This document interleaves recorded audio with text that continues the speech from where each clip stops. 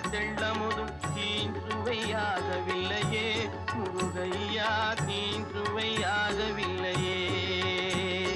எத்திக்கும் புகழ் கந்தன் என் சொல் எழுத்தினை போல் இன்பம் ஏதும் இல்லையே குமரையா, இன்பம் ஏதும் இல்லை.